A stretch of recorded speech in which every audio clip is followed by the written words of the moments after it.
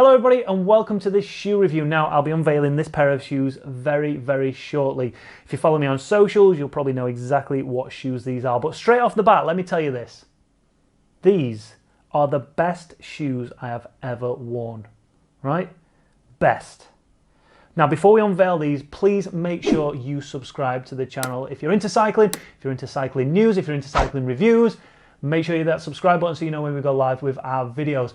Now let me tell you a little bit of my cycling shoe history. It's less of a history and more of a fetish really.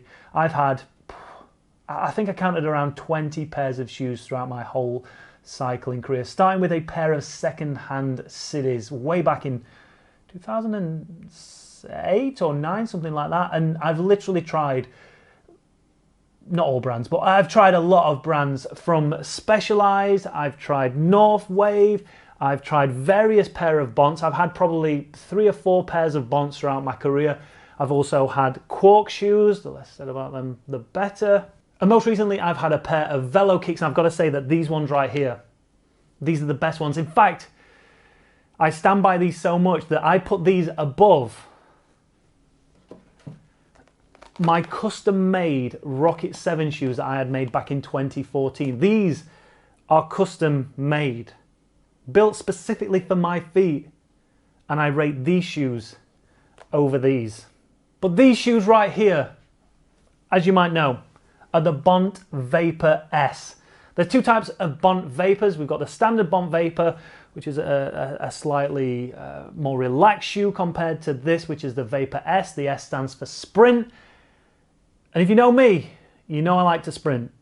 And I like to know that when I'm sprinting, all my power is being transferred straight into those pedals, straight into those wheels, and giving me as much traction and as much forward motion as possible. But why are these the greatest shoes I've ever worn? Over the next couple of minutes, I'm going to tell you exactly why. Now, I think it's already about that time in a YouTube review that we get some B-roll, some slow-mo, some sexy shots of these as I tell you more about the product details of these Bont Vapor S's. But before I do, what I will say, and let me caveat this whole video by saying that Bont sent me these shoes out around 6 months ago in the hope that I would do a review on them. No money exchanged hands. This is not an ad. This is simply them saying, here's some shoes. If you want to review them, review them. And if you know anything about this channel, if you know anything about me, I'm an honest guy. Now, if these shoes were they wouldn't be getting a review at all right? But that's not to say that I won't pull a product up if I don't think it is good enough in the specific area. But these, I can't bloody fault. Let's have some slow-mo.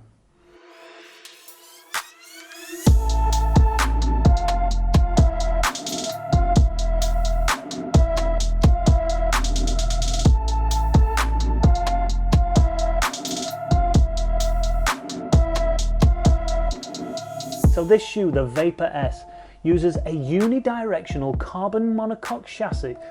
They say chassis, but it's just the footbed, I guess. It has a Duralite upper with this is pretty cool, an anti-stretch material weaved into the upper, which makes sure that the shoe keeps its original shape forever. There's also a one-piece toe guard that's been optimized on the front for airflow, as well as offering cooling to the foot via these sexy front vents and these little gills that you normally find on a fish. Now, one standout feature about any pair of Bont shoes you might or might not know is the fully heat moldable chassis footbed along the bottom, which utilizes epoxy thermoset resin, which means you can get an almost custom fit out of an off-the-peg pair of shoes. The retention system is a dual dial BOA system which uses Kevlar wiring. These shoes come in, and this is an important factor for a lot of people when they're deciding their shoes, and it's obviously the weight. They come in at 230 grams. Nice little bit of slow-mo there, but I'm sure there was one thing missing from that bit of slow-mo. What was it?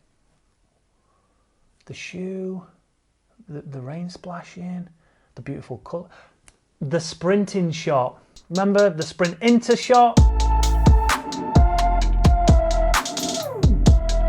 And then the sprint out of shot. All right, so Bont sent me this shoe around 6 months ago, and it has been tested both indoors and outdoors. And I've got to say, well, when I first put this on after it had been heat molded, which we will touch on shortly, it was by far the most comfortable shoe I have ever worn. Again, remember that I have got a pair of custom made shoes, and yet this felt like a slipper. It felt like a croc going on, but an all performing croc, like a croc with a carbon sole. It was just wonderful. It allowed my foot to actually breathe and move within the shoe without it being too loose. What I've realized is that I've been using shoes for the past probably 4 or 5 years now that have not been the right size. I'm not actually a size 9 or a size 43, I think, in European sizes that I always thought I was. In terms of everyday shoe, I am. But when it comes to cycling shoes, I'm actually slightly bigger. It's a 44.5, this one, and I'm using one of Bont's wide shoes. So what the wide shoe allows me to do is, for the first time, get my foot flat on the sole of the shoe. 9 times out of 10, when I've got a pair of shoes on and I'm using a size 9 or it's a standard width, what happens is my foot just doesn't physically fit in the way it should. So it doesn't ever sit flat. So you never get that real true pedaling action that you require. But with this one, because of the width, I was able to finally put my foot flat in the shoe. And it's an absolute game changer. What I also love about this is it's almost like a foot cradle. So the carbon sole extends up the side of your foot, only about halfway up your toe, but it gives that feeling of encapsulating that foot. So you don't feel like you've got your foot on the footbed and then the upper is just covering you. You feel like you're in the shoe rather than on the shoe. And then obviously with the BOA system, you can get a really, really tight and secure fit. If you're sprinting, you can tighten them all the way up, make sure your foot's fully engaged in that shoe. Other than that, and when I ride out on the road, just as, you know, putting some mileage in, I'm hardly tightening it up at all. It already feels snug and secure, even if I didn't do this up. But just a couple of clicks on the BOA system, and I really feel like I'm part of the shoe. And I can't speak highly enough about it. Now, one thing that might make this shoe just head and shoulders above the other shoes that I've worn is the ability to heat mold it. As I said, I've used Bont's in the past, but I've always been using the smaller size. I've always used a 43, and they've never, although they've been great, they've never felt as good as this. And the reason being, I've always selected the wrong size. I've always wanted the shoe to try and be as tight as possible, but in doing that, I've sacrificed comfort at the front, and my toes have always kind of been wedged in the end. But with these, my foot gets enough room that it needs while still being able to transfer power. But with the chance to be able to heat mold it as well, you can get a real specific custom fit to your foot. Let me show you how we heat mold them. So this heat molding process involves taking your Bont's, preheating your oven to 70 degrees, sticking your shoes in there and waiting for around 15 to 20 minutes. Once you take them out, you can put your foot in and you can mold this shoe around your foot. Now, we're not talking Play-Doh mold, but that epoxy resin softens up just enough so you can maneuver and just move out any hot spots that you potentially might find within the shoe on your foot. If you've got an elongated middle toe like me, sometimes you need to push the end with a little screwdriver just to extend it a little bit, maybe over in the corners just to widen it out. And you can also cup that heel by squeezing the back of that shoe down and allowing that shoe to become a much more customized fit than you would normally get off the peg. Let's do it.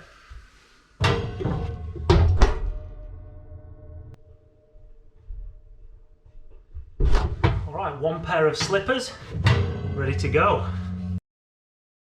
All right, so let's talk about the build quality of this shoe. Again, I've had plenty of shoes, I've had plenty of experience of both a good build quality within a shoe and also a bad build quality of a shoe. And again, this scores so highly on build quality. It really does do everything it's supposed to do. There is no part of this shoe that has been added for no apparent reason. There's no aesthetics here that doesn't need to be here to serve a purpose. Now, if you look at the stitching, for instance, like, I don't know my way around a sewing machine, but I do know a good stitch when I see it. And with this, stitching is absolutely solid. And again, on past experience of other pairs of Bont's, I've never had an issue with a pair falling apart.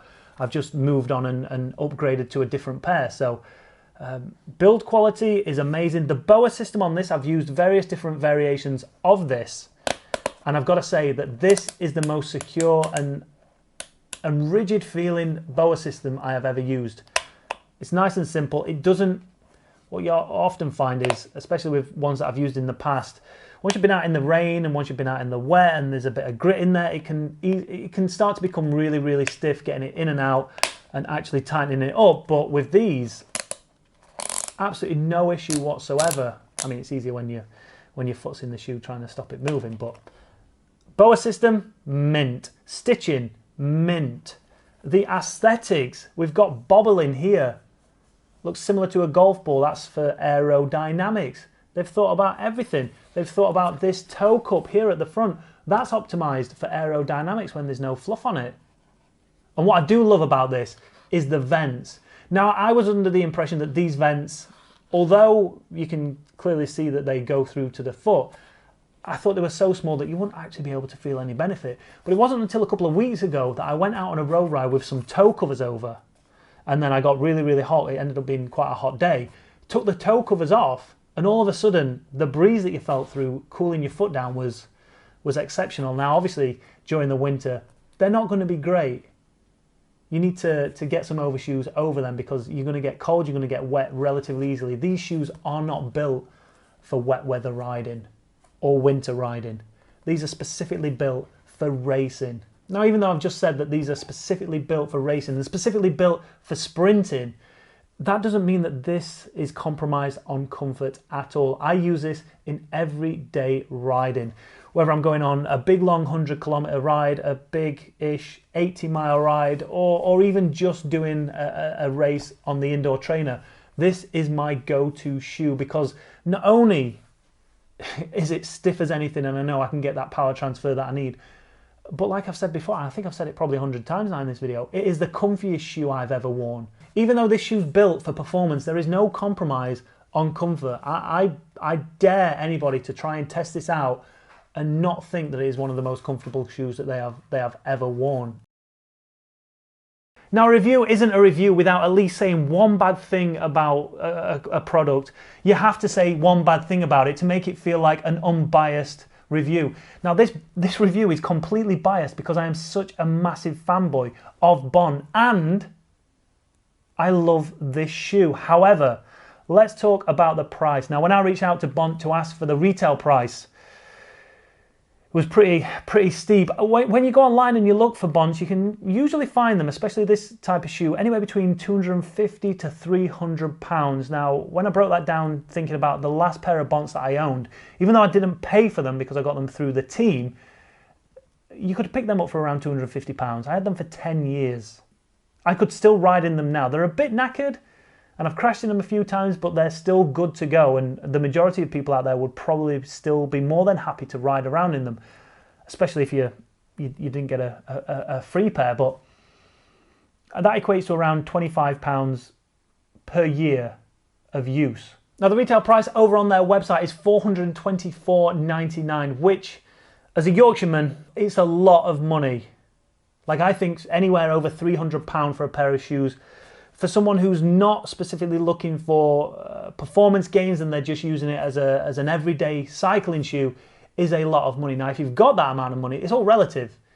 You know, if £300 to you is like 20 quid, 30 quid to me, then boom, go ahead and crack on and buy them. But you really have to be in a position where you want a performance gain out of your shoe.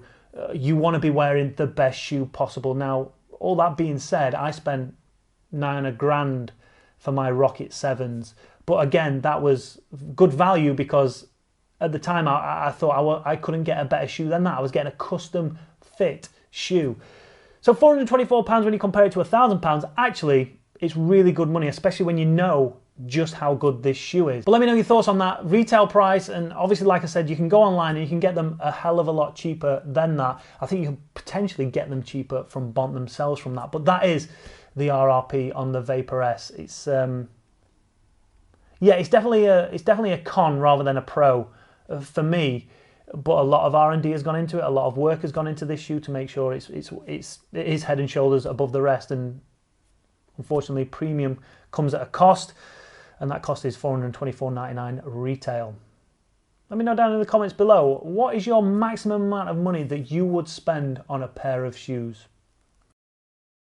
All right, let's wrap this review up. I say review, does it actually feel like a review? Have I just done what every single other YouTuber does when they receive something for free and just wax lyrical about it for 10 minutes? Pretty much. And did I give it a slag in? No. But I did pick up on something that would put a few people off. But honestly, genuinely, as a product, I can't fault it. Yes, I can fault the price, but that's because I'm a tight arse. But as a product, man, so bloody good. But is this review going to convince you to buy a pair of Bonds? I don't know. Am I trying to sell you a pair of Bonds? I couldn't give two monkeys if you bought a pair of Bonds, to be honest. But I felt a due diligence to Bond, after they sent me these, to at least let everybody know just how bloody good they are. If anything, I'd be doing myself a disservice by not shouting from the rooftops, telling people how good these are. Now, whether you want to buy them, that's entirely your prerogative. You might love Specialized, you might love City, you might find that a pair of flip-flops with a cleat attached to the bottom are the best pair of cycling shoes you can get. I'm just giving you my opinion on what I think of these. Let me know down in the comments below, do you own a pair of Bonds? Would you ever consider buying a pair of Bonds? And because of this review, are you going to go and buy a pair of Bonds? Because if you do, that'll make me look really good in front of Bond. They might even send me another pair. Thanks for watching, everybody. Make sure if you've not done already, please hit that like button, please hit the subscribe button. During this second wave of lockdown here in the UK, I'm going to try and review as many products as I can. I'm going to try and get as much content out there as I can. So if you want to stay abreast of all the cycling news, all the reviews that we've got coming up, all the indoor content that we've got coming up, make sure you hit that subscribe button and that notification bell. Leave your comments down below and hopefully I'll see you soon.